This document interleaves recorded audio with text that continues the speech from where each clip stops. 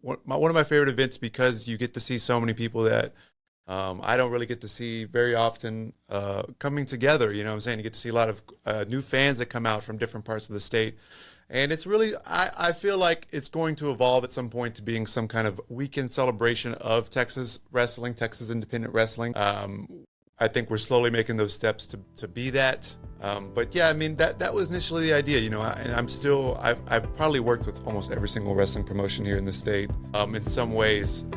So yeah, man, it's really cool. Like I said, it's one of my favorite events of the year, and I love it. And I think we need more promotions working together, putting together their, you know, whether it's a social media, fan base, whatever the case may be, to get these guys elevated to the next level. And that's really my goal as a promoter, as a booker, is to help, you know, open those doors and get those guys to where they want to get to. So with us today on the PGTK podcast today, the first time we did it, we were online. Yeah. The episode went great. Don't get me wrong. The episode was just, it worked out great despite the tech issues. And we had a nice episode about that. And Yes. of course, he's the head booker, promoter, head honcho.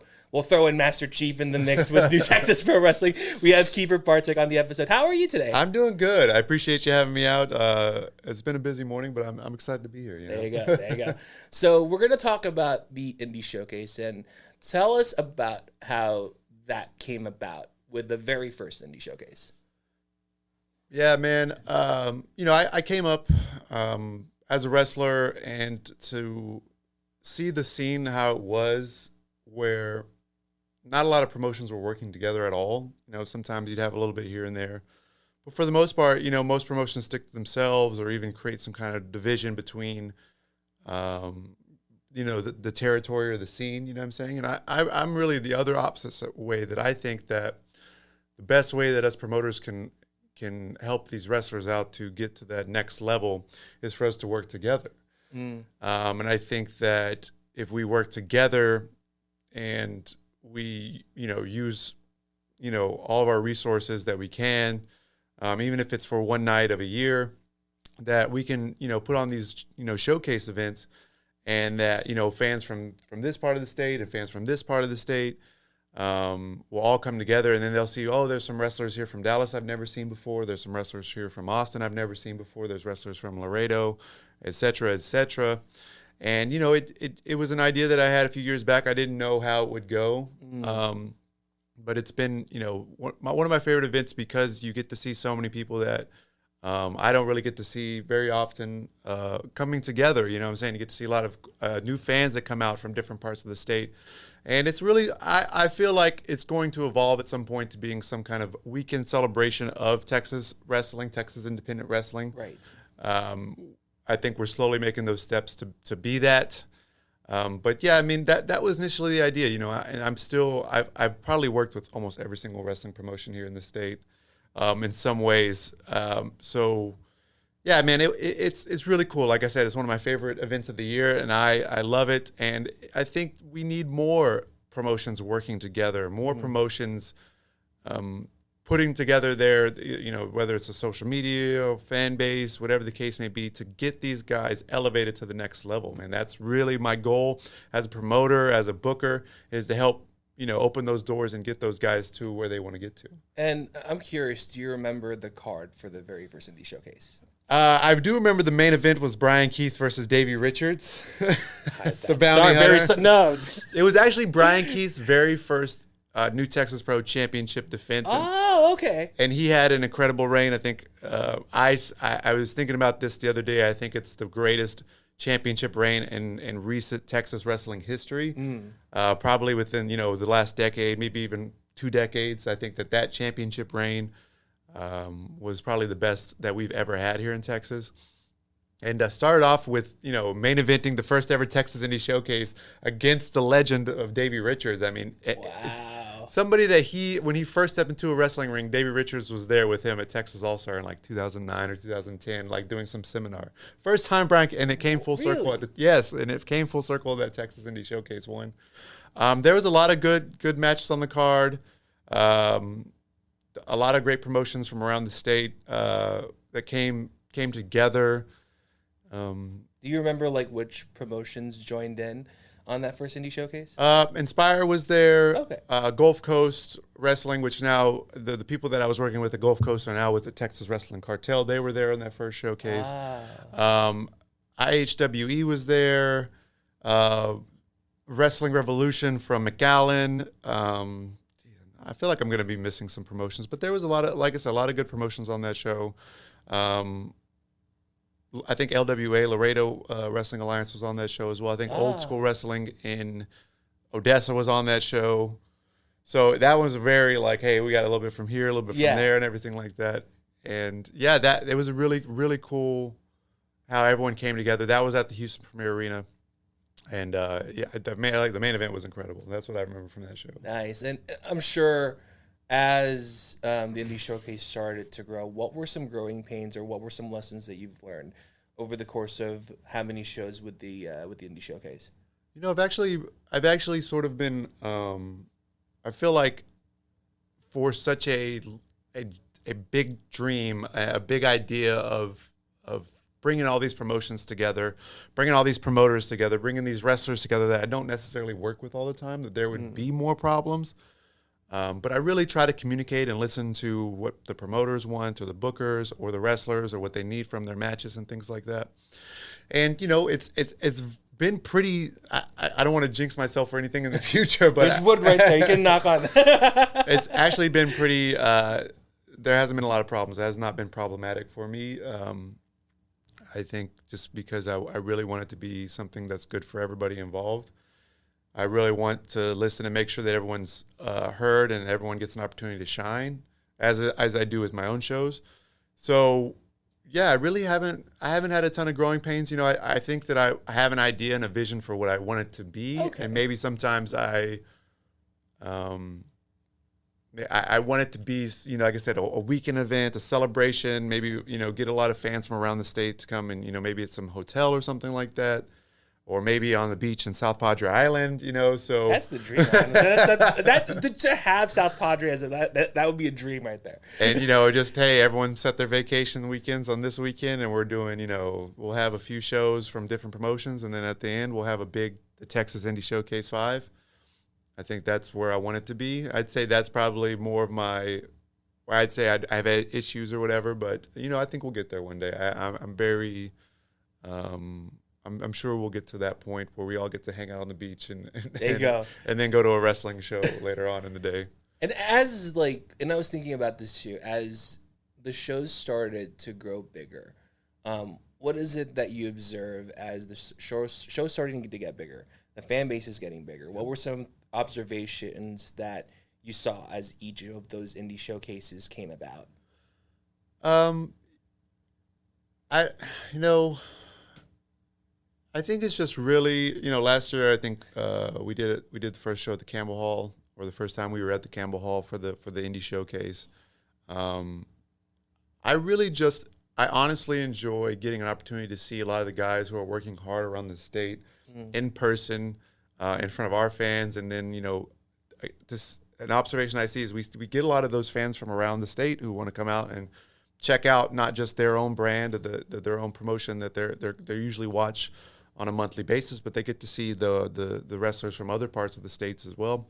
And, you know, I also become a fan in that sense of, like, I enjoy to see my observations from these shows is you hear and you see things on social media about these guys who are grinding on you know, at their home promotions or promotions that are close to them. But, you know, sometimes they don't really get an opportunity to get out and network in front of other promoters and other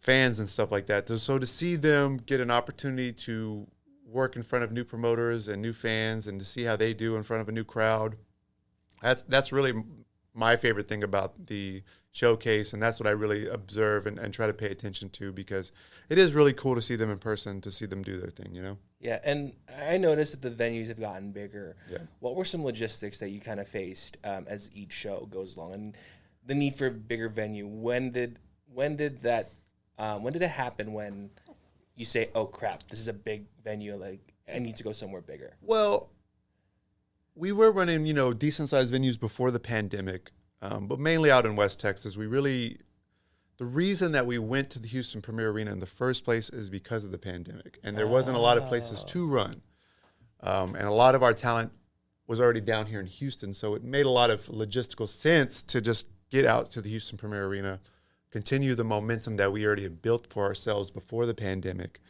and to have something where a lot of the guys don't have to travel too far to be able to do these shows.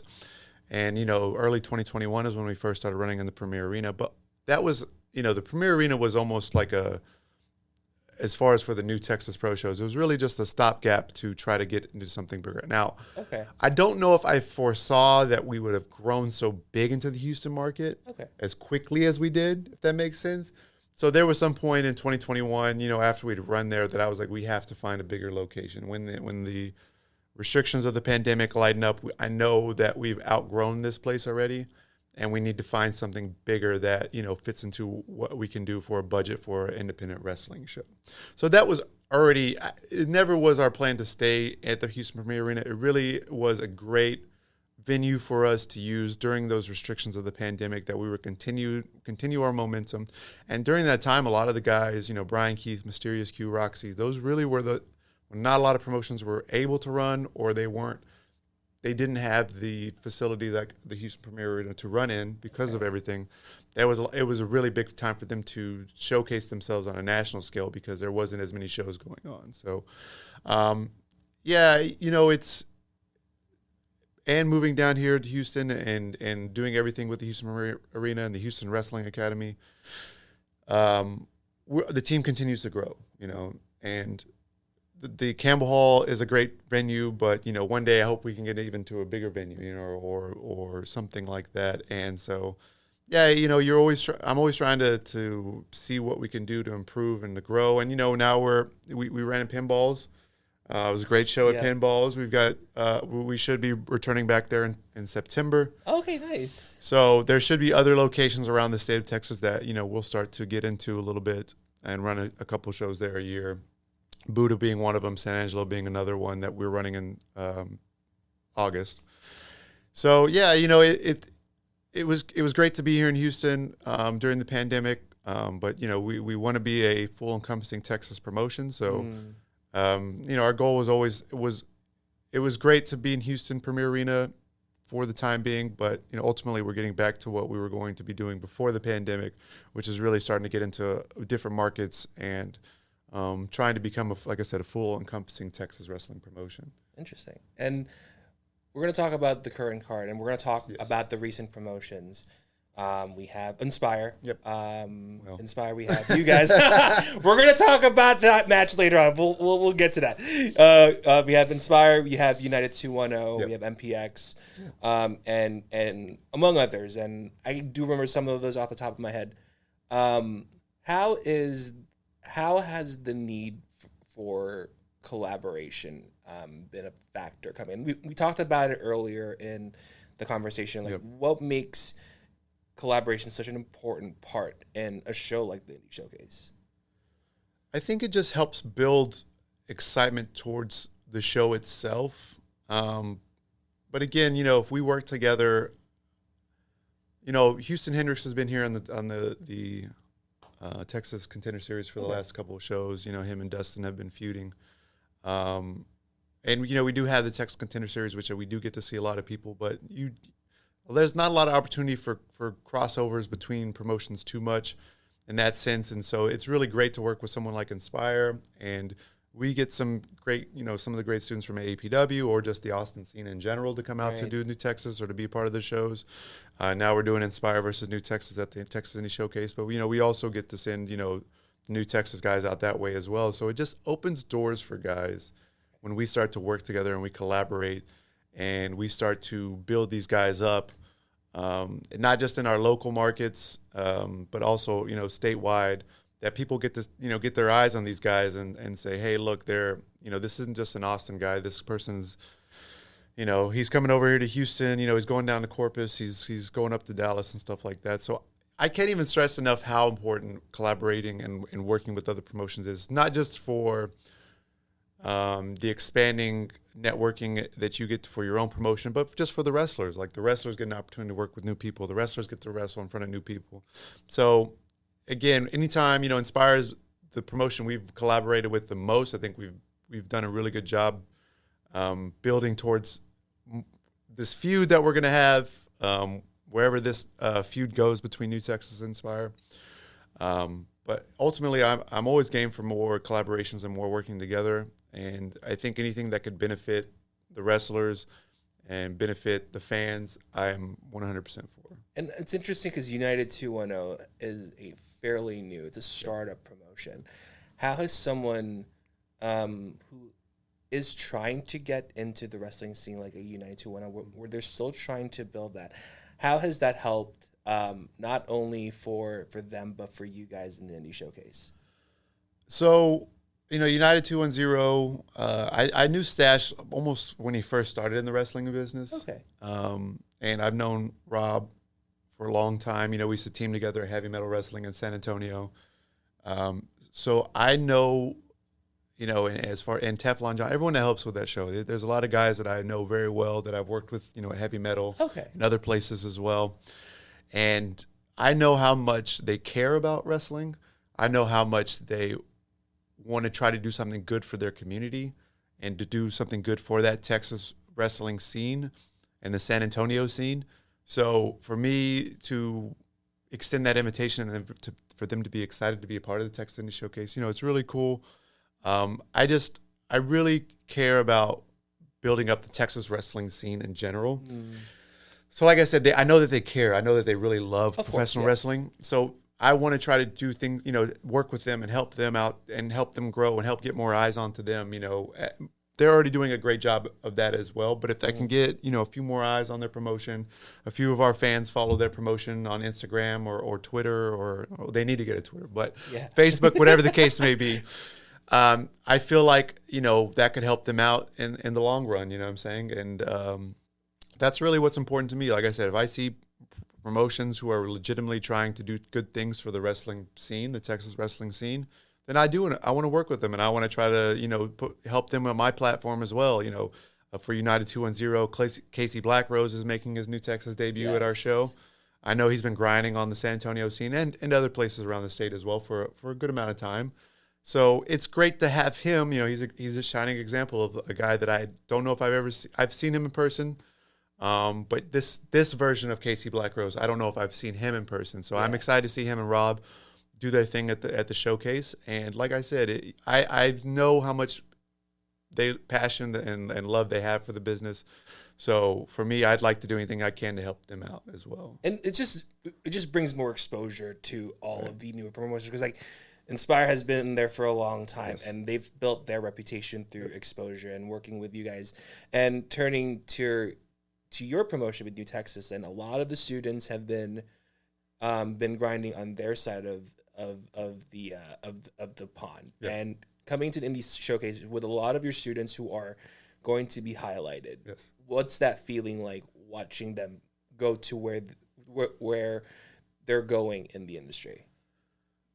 I think from seeing these guys from almost day one to where they are now, it's incredible. I feel like they have grown tremendously as wrestlers and as people in general. So to see them get opportunities in the business this quickly, or as soon as they have, I feel gratitude. I just feel so like it's hard to put the feeling into words of how I feel for them. You know what I'm saying? Yeah. It's awesome. It's incredible. It's amazing. I wish I could, I say this like I'm not trying, like I'm not doing enough, but I feel like I wish I could do more for them. You know what I'm saying? You do what you could. That's what it is. And so it's really incredible to see them grow and to see them get opportunities on not just the showcase. We've always been building for them with the Texas Contender Series, and the plan was always for them to get on these new Texas shows, but ultimately to see them on all these promotions around the state, to see them get opportunities on multiple promotions around the state, in the same weekend. I'm like, well, where are you guys at this weekend? Where are you guys at this weekend? It's a great feeling.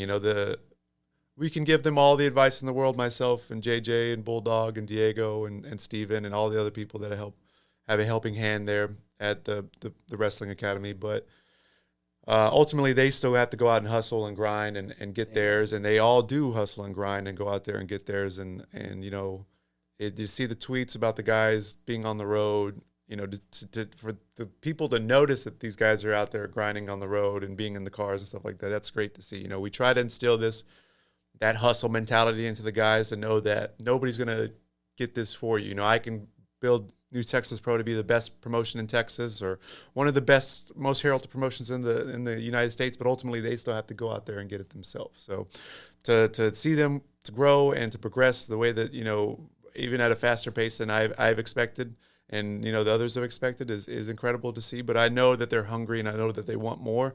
And this is only the beginning for them. So, and it's interesting, and they're going to be part against Inspire. Now, I want to hear your side of the story. And that ladder match did not, I wouldn't say it pan out, but to have that feud start at Battle Wars. Yes. Let's start at the beginning. Yeah. And tell us what you're going through with that ladder match. And we're going to talk about the match as well within the show. But we'll go with that on a later note. Well, I mean, let's take it back further. Let's just take it back further. All the way? All right, okay. Let's take it back further. So when I got into this business and I was looking at promotions around the state of Texas that I wanted to be on, Inspire Pro at the time, Inspire AD now was at the very top of that list. Okay. You know, so I went there, I couldn't 5 or 6 times to help out, set up chairs, help tear down the ring. You know, I did it because I wanted to be there. And this is, you know, as a wrestler, we've all been through that situation where we go places, we want to help, we want to try to get on these shows. You know, eventually I was able to get onto the shows. Okay. Eventually I was able to, you know, win the Inspire AD Blue Twin Dragon Championship. So, you know, ultimately I had a pretty successful time there at Inspire, you know, during those few years that I was there. So when I was discussing with Biss about the idea of this Battle War show, New Texas versus Inspire AD, I knew that I had to send a message from the beginning, you know, because this is one of those promotions that I had seen from day one that I was like, hey, this is where I want to be. And here I am. I've built this wrestling promotion, New Texas Pro Wrestling, that is, you know, seen as a parallel now with Inspire AD. So I knew when it was actually the show back in January that, you know, we announced this in front of the crowd there in Austin, Texas.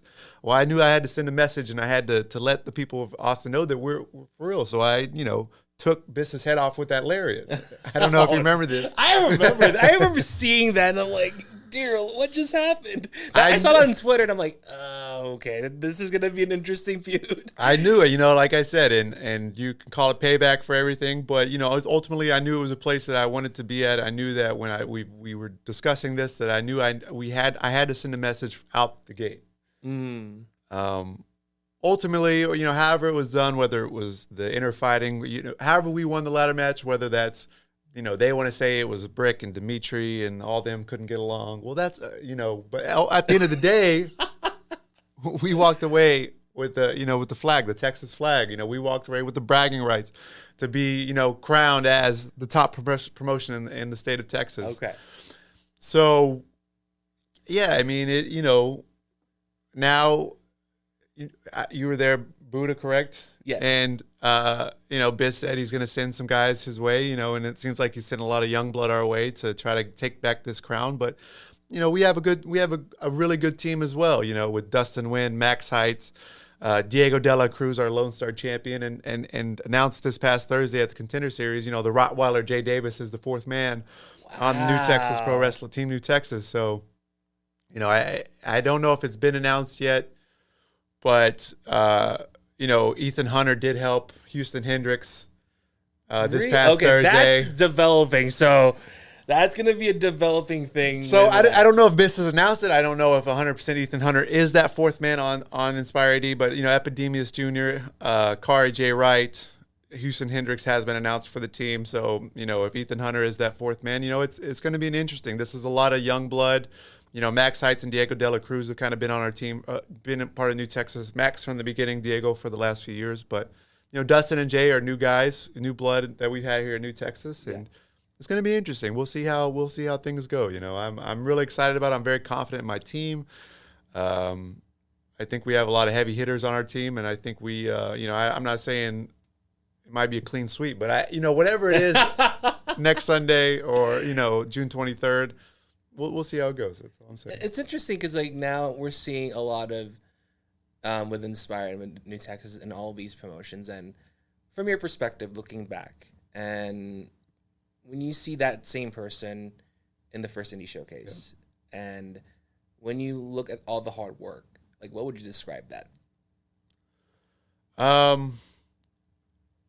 As far as like just Inspire itself, or just the entire indie showcase, and it's just a moment of reflection on the amount of work that you've done to make it happen from the start. I would say I tell people who inquire about being a promoter that it's I wouldn't recommend it because it is a thankless job and you lose a lot of money doing it. But ultimately, I feel like being able to do these events, it's just really like I don't know if was ever anything like this before. I'm sure there has been 2 or 3 promotions working together at times, but never 8, 9, 10 promotions coming together for one night of pro wrestling. So it feels almost like, yes, there's a lot of work that gets put into all of this.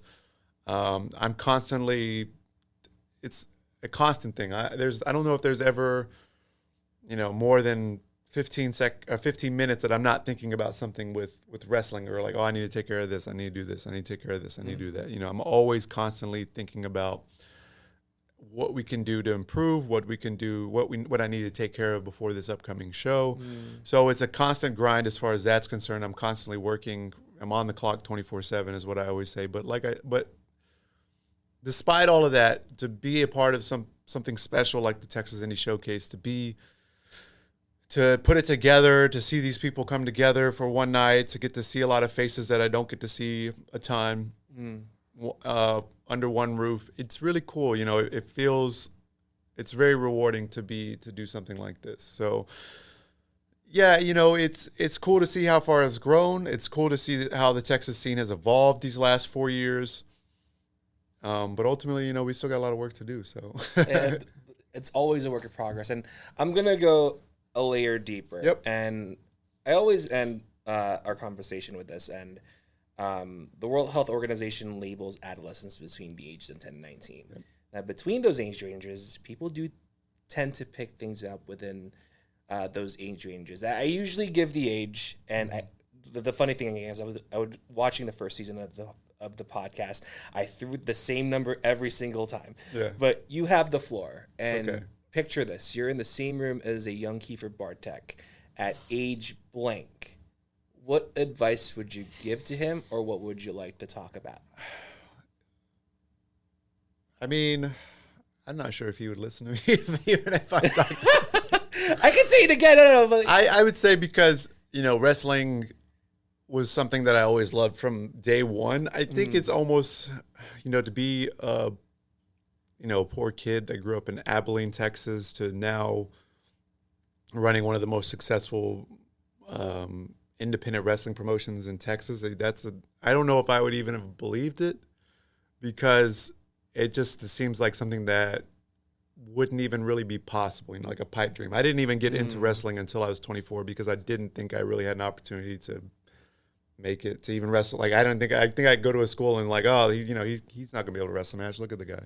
I know it's weird to say, but right. We all struggle with our own internal, dialogue and whatever the case may be. So, man, I think, when I was like 10, 19, I was playing sports all the time. I was in all the advanced classes growing up. There's a lot of, I could probably take this a ton of different ways, but I think by the time I was a senior in high school, taking all the AP courses, playing basketball on varsity, I was just completely burned out.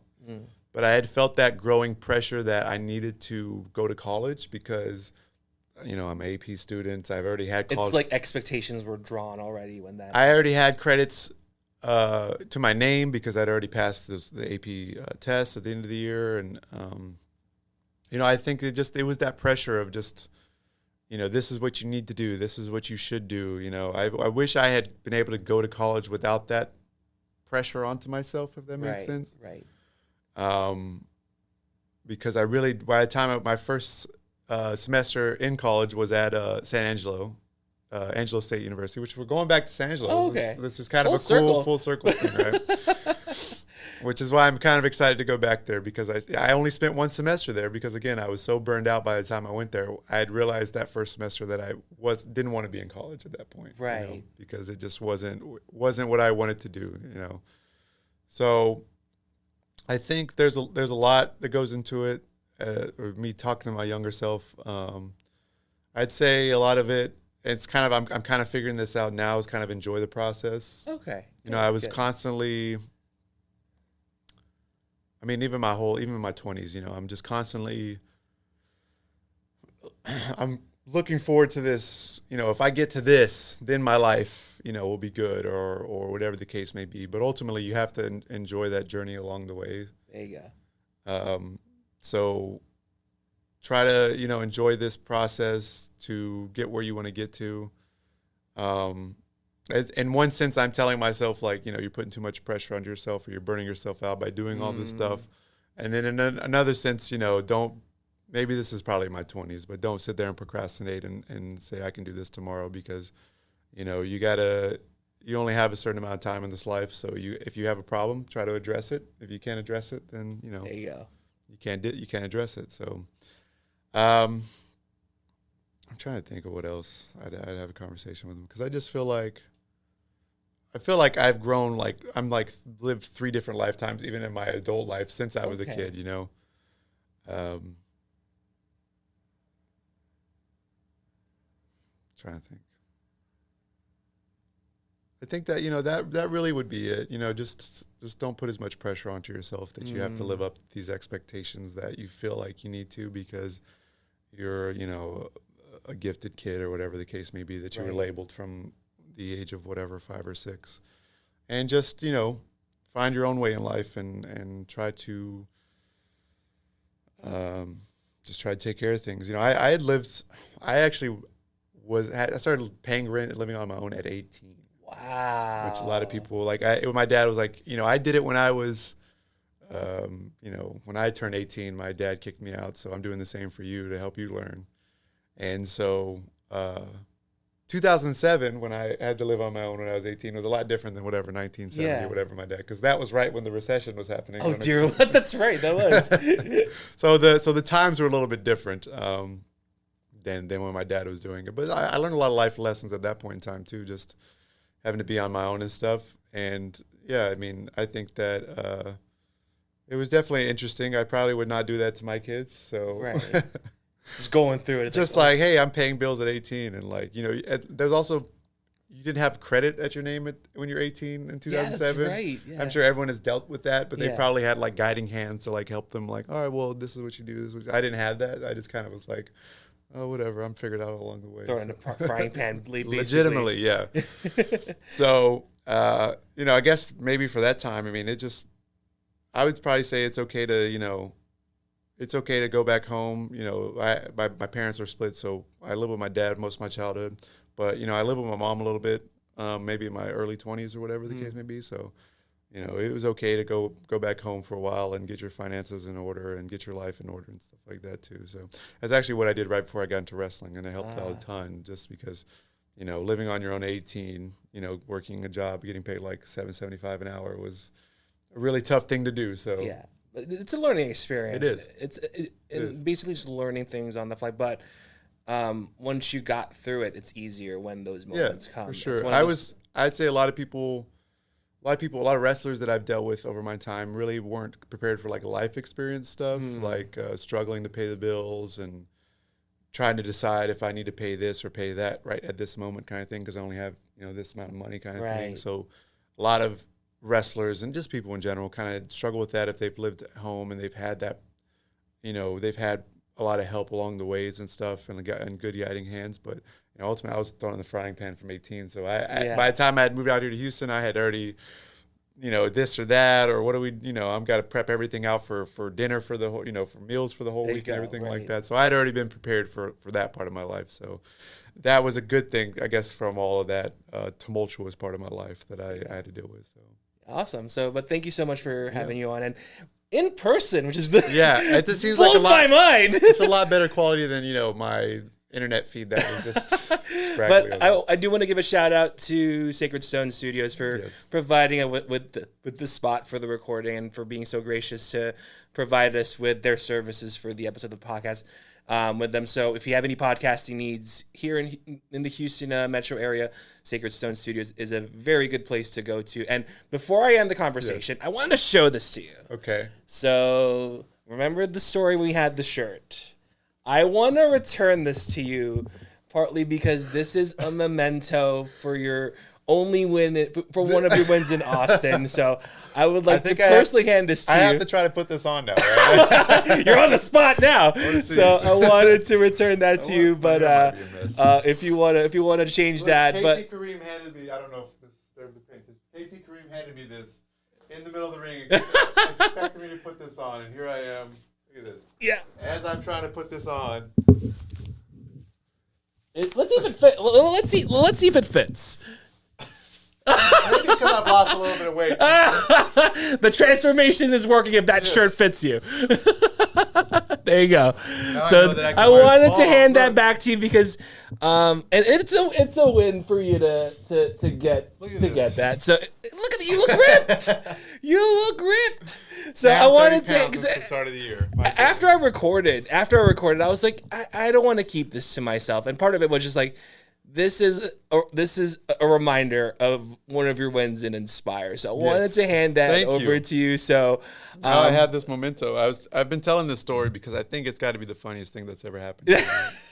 I caught that too. It was an interception. I was like, because Roxy was there, and you threw it, and they were like, "Here it is. Get that out." So, but otherwise, you have the floor. Yeah. Pitch us the Indie Showcase to not only on the Houston crowd, and also to the bigger Texas wrestling space. The Texas Indie Showcase 4. I mean, we have just an incredible stacked lineup from top to bottom. I think you have to start off with Kylie Rae returning to Texas for the first time in 2 years. Oh, okay. 2 or 3 years, I think it's been.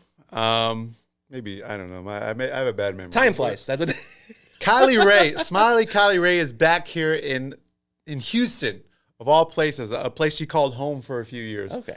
And she's wrestling Danny B, the new Texas Pro Women's Champion, someone who's had an incredible run this year. New Texas Inspire, NWA, Mission Pro. I mean, her and Charity have been absolutely tearing it up. But she's been an incredible women's champion, and I'm so looking forward to that match between Danny B and Kylie Rae, because two hardworking, driven individuals who want they both strive for perfection, and they want to be the best version. Like, it's weird, they're not exactly the same, but they're identical in that capacity, that they're very hardworking, they're very driven individuals. Right. And get to see them square off is going to be incredible. I'm very excited about that match. Again, Kylie Rae is back here in Houston. She's wrestling Danny B, one half of the NWA Women's World Tag Team Champions, one half of the Mission Pro Women's Tag Team Champions, and the new Texas Pro Women's Champion. So that match is going to be a show stealer, undoubtedly one of maybe even a match of the year candidate. I'm legitimately saying that it could potentially be that. That's a bull claim. Go ahead. I'm telling you, those two are incredible wrestlers, not just women's wrestlers. Those two are incredible wrestlers, and they're both very. It's going to be a great matchup. I already know it's going to be a great matchup. Okay. I'm looking forward to it. We have a fatal 4-way for Baracho Pro. Yeah. Which, they've had some, made a lot of noise this past week with everything going on. So it's loud enough on Sunday, but this will be louder. So the Fatal 4-Way, Exodus Prime, one of Dallas's greatest wrestlers right now, if not the best, in my opinion. Shimbashi. Yep. You can't deny Danny O'Ryan. Yep. And I haven't put this out yet. It's breaking news here, but by the time this gets out, it's probably not breaking news. But El Enviado will not be able to make it, so taking his place will be Little Evil. What? Okay. So I think the match stakes and everything just got a little higher with Little Evil being involved with it. Yep. One of Austin's best, if not Austin's best wrestler at this point in time, and so that's going to be an incredible Fatal 4-Way. That's going to be interesting. Super talent. talented individuals, and I am absolutely pumped for that. We were talking about it a little bit earlier, but Team New Texas versus Team Inspire AD. On Team New Texas, you've got the Lone Star champion Diego De La Cruz. You've got a 4-time champion, Lone Star champion Max Heights. You've got the Wind Dragon Dustin Wynn. You've got the Rottweiler Jay Davis versus Inspire AD's team. Ethan Hunter, one of AAPW's top students in the last 5 to 10 years. Okay. Same with Houston Hendricks. I'd say you put both those two in the same category. You're more familiar with those two. Yes. But they have very bright futures in this career. Okay. Very the top prospects here in the state of Texas, along with Epidemius Jr., who's already doing things with AAA in Mexico, the largest Lucha Libre promotion in Mexico. And Kari J. Wright, again, we talk about some of the best in Dallas right now. Kari J. Wright's up at the very top of those talent. And Kari J. Wright's working to be one of the top talents in the state of Texas at this point in time as well. And then, speaking of Dallas, we've got MPX sending 2 of their best down to Pasadena. We got D. Tommy Becker, who's actually a former Lone Star champion here in New Texas. Right. Facing Tatum Manning, who's been one of MPX's cornerstones, if one of MPX's top guys. I'd say those 2 guys probably, when you think of MPX over the last 5 years, those 2 guys are the first 2 that come to your mind. So to see them 2 get to battle in front of a new crowd here in Pasadena, Texas is going to be incredible. I'm very excited about those 2 on our show. We haven't officially put the graphic out yet, but it was announced that the Contender Series Father O'Day, the Texas Contender Series champion, is putting his Texas Contender Series championship on the line against Just Nick, who won the Turbo Rumble on Thursday. And a first of this kind here at New Texas, not the first that's ever been done, but a throw in the towel match where Kenny Calypso will be in the corner of Just Nick and Sean Hendricks will be in the corner of Father O'Day. And the only way for that person to win the match is if the opponent's partner throws in the towel for that person. So a lot of stakes there. There's a lot of ego, a lot of story going into that matchup. I'm very, very excited about that. We talked about it a little bit earlier. United 210, King Rob Love, one of the best veterans on the Texas wrestling scene. He's been around for a very long time. He's done a lot of great things, not just here in Texas but around the country. He's won championships around the country, around the state. I used to tag with him. I know how good he is. And to face Casey Blackrose, one of the guys coming up from the San Antonio scene, from the hybrid wrestling school, it's really cool to see him grow and constantly. I see him, say things on social media like he wants to be the best, or he wants to, there's more for him to accomplish, and I really appreciate him putting those goals out into the world for him to try to accomplish. I'm really excited about that matchup. You got the young upstart versus the savvy veteran. So I think that's going to be really cool. Have you been out to a United 210? I'm gonna go at the time of this recording. I'm gonna make an effort to go on the 21st. Okay. So, but anything goes. And seeing United 210 has been a great thing on social media. Yeah. So hopefully crossing fingers on the 21st when this releases. I'll come visit the show just to see how they're doing. And Sash has been very great with a lot of the talent that's been there over there, and with especially Brick being one of them. Yes. He's pretty much everywhere and seeing Epi and seeing all these guys. So it's nice to see up and coming and upstart promotions to see that too. So one of these days, if the stars align on the 21st, I'll drive by. Make the trip down 35. There you go. Exactly. What else we got on this show? I mean, God, I just had one in my PWF. Yeah.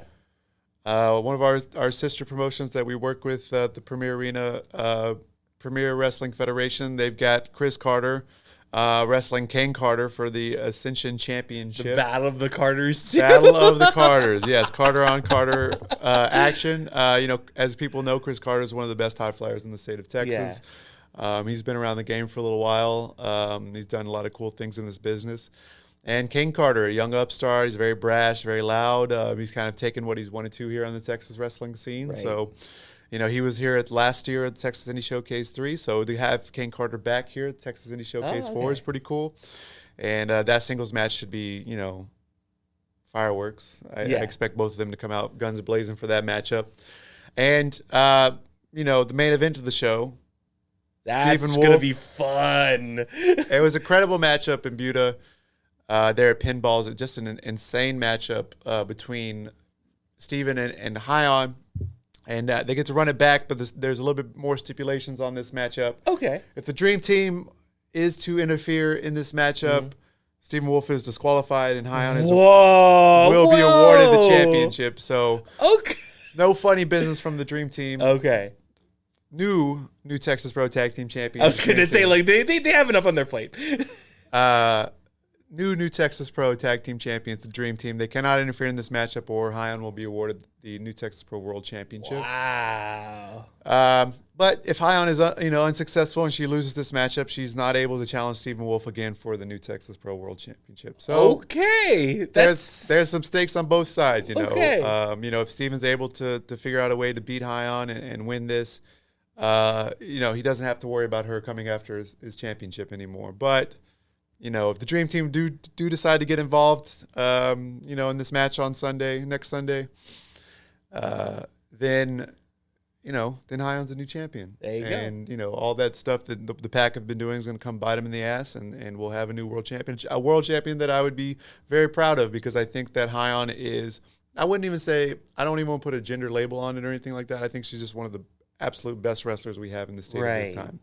So, it'd be incredible to have a women's world champion or a top champion here at New Texas Pro Wrestling. Okay. I think that would be important significance. But again, I think that it's just important to give people opportunities at the top of the card who are just the best wrestlers. And I think Hyon is, in that argument, if you want to, put, a top 3, top 5 list of wrestlers here in the state, I think she makes almost everybody's list, you know what I'm saying? And you could make an argument for her being number 1. So I'm super pumped about that match. They've always delivered when they've wrestled each other, whether it was last year when we debuted at the Campbell Hall for Good. Fistful of Dollars. There you go. Fistful of Dollars is the name of the show. They crushed it, went viral. I think they have a video on one of our Instagrams that has 10 million views from Real? Okay. Stephen Wolf hitting Cradle to the Grave, which is a hip toss into a tombstone pile driver, which is really cool. 10 million views on Instagram, which is really cool. And the match in Buda was incredible. You can make a case that Hyon was robbed that night and she should already be the champion. Yeah. And I think we'll figure out, I haven't even mentioned the fact that they're husband and wife. So we'll get to see who wears the pants and who tensions are gonna flare. Who wears the belt that holds those pants up in that relationship. So. There you go. Also, I'm not giving anything away, but there will be another huge surprise at the showcase, another return that I think a lot of people will be very excited about. That I'm not going to say anything, and I'd just be there. You're just scratching the surface with that. You're just scratching the surface, but otherwise, this is the end of the episode, and. For those watching, thank you so much for sticking around and tuning for whoever is here for at this point of the conversation. Thank you so much, Kiefer, for having the time to talk about the Indie Showcase with you. And as always, thank you so much for watching and or listening. Be awesome with each other, and I'll see you guys in the next episode of the PGTK podcast. Bye, guys.